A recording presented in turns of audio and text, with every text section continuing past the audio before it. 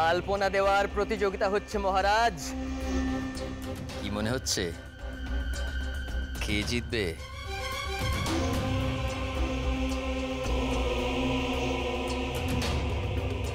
কালাচাঁদ যাকে ঠিক করবে সেই জিতবে।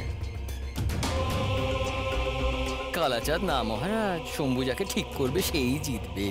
আর শম্ভু ঠিকই করে নিয়েছে যে একমাত্র মায়া কুমারী জিতবে। হ্যাঁ,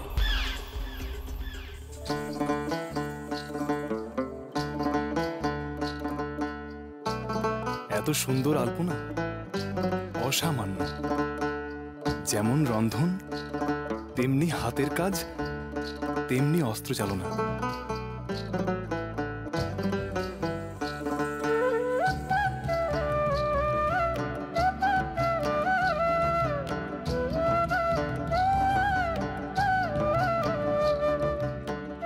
এই কি তবে ভাগ্যের বিধান?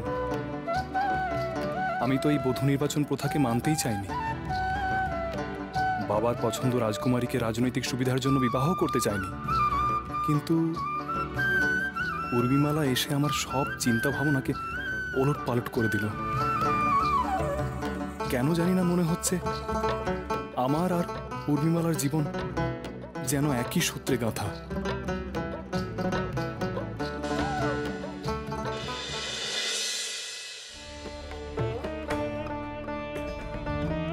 কি মনে হচ্ছে কে জিতবে?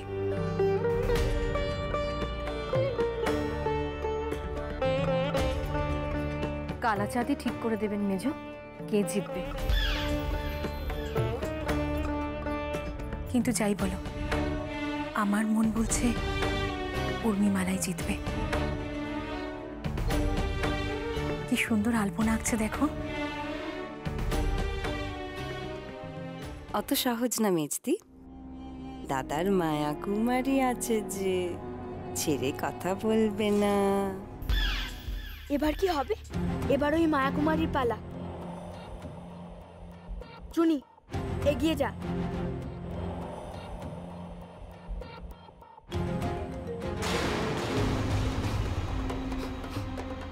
এ কি, ওই কন্যা এখানে কি করছে? মায়া কুমারীর দিকে তাকিয়ে আছে কেন? ওই কন্যাকে আমার সেই দিনই সুবিধের লাগেনি। কেন সাপের ওষুধে তার কষ্ট হচ্ছিল? কি কষ্ট হচ্ছে? কি কষ্ট হচ্ছে তোর? আমাকে বল, বল না আমাকে। সেদিন রাজকুমারী বলল বটে, কিন্তু আমার মন থেকে সন্দেহ যাচ্ছে না কেন? কেন মনে হচ্ছে কোনো বিপদের ইঙ্গিত আছে?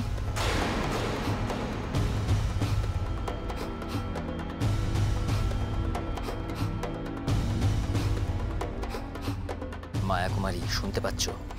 কে কে? তোমার পাশে শত্রু বসে। কোথায় কোথায়? খুব সাবধান, তোমার কোনো ক্ষতি করতে দিও না ওকে।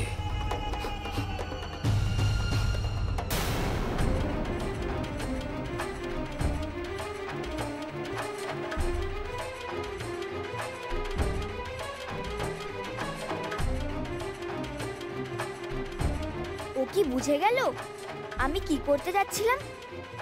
কিন্তু কি করে? হাতটাই বা ধরে আছে কেন? মায়া কুমারী নিশ্চয়ই কোনো বিপদের সংকেত পেয়েছে। এর অর্থ আমার ধারণাই ঠিক ছিল। কিন্তু যতই চেষ্টা করো মায়া কুমারীকে বিপাকে ফেলতে পারবে না।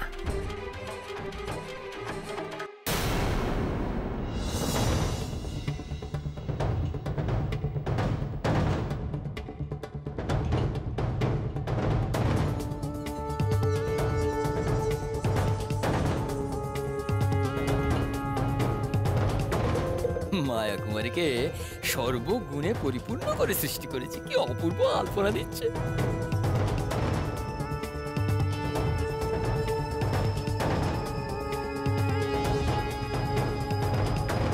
এবার সময় সমাপ্ত। যারা যতদূর অবধি হাতের কাজ করেছো তারা সেখানেই থামিয়ে দাও।